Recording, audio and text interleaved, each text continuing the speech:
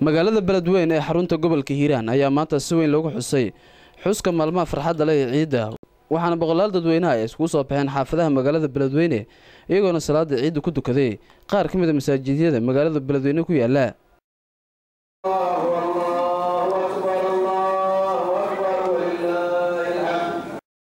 haddaba waa kuwan qaar ka mid ah bulshada ku dhaqan magaalada Beledweyne oo mikrofoonka warbaahinta qaranka la qaaday iyagoona cabiraya dareenkooda ku aadan maalmaha farxadda leh ciidda kuna camri dheer cibaado fiican iyo bashbash iyo barwaaqo isoo ka soonkiisa kale ciidda kale intaan muslimiin ay isku nimaadno si nabad iyo maaragtay guul iyo farxad ah iyadoo sidaa ka sii wanaagsan waliba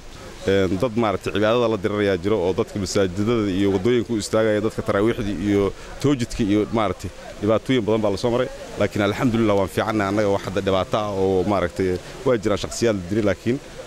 ilaahay anaga wax noo yeelin aad ayaan ugu faraxsanahay marka ilaahayna waxaan ka rajaynaynaa guul dhibaatadana Allah naga qabto wixii dulman maaragtaa Allah maaragtaa caafimaad siiyo ilaahay maaragtaa gacantiisa waa weyn tahay barwaaqo iyo bashbash iyo gobolka Hiiraan sidaan ku arki jirnay maaragtaa Allah noogu soo celiyo anigana magacayga dunida soo gudbay ururka haweenka gobolka Hiiraan ahay marka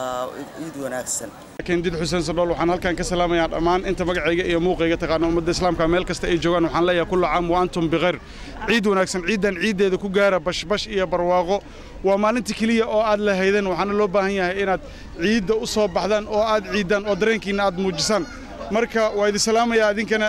تلفزيون كقرن كصوماليات يا شغاليس أوهلن وحنا لا عيد إذا لما أنتم بكجارة بش يا برواقو duqa magaalada Beledweyne Umar Aadan Deeqow iyo waliba gudoomiye ku-xigeenka maamulka gobolka Hiiraan ahna ku sumaha gudoomiyaha gobolka mudane Maxamed Ibrahim Cabdullaahi ayaa bulshada ku nool gobolka Hiiraan ka codsaday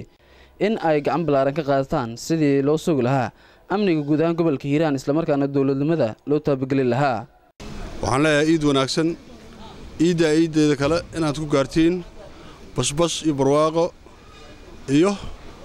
caafimaad عمر دير عبادة صوبا أيها إلهي ذيك برية إلهي وحن كبرينا نبكي كجرنا إلهي نقبحيو dadka Soomaaliyeed meel kasta joogan oo waxaan baleenahay insha Allah ta'ala waxaan leenahay ummadda Soomaaliyeed anoo kaga faa'iideysanay inay la shaqeeyaan dawladda Soomaaliya waa dawlad oo 25 sano dawlad aan jirtay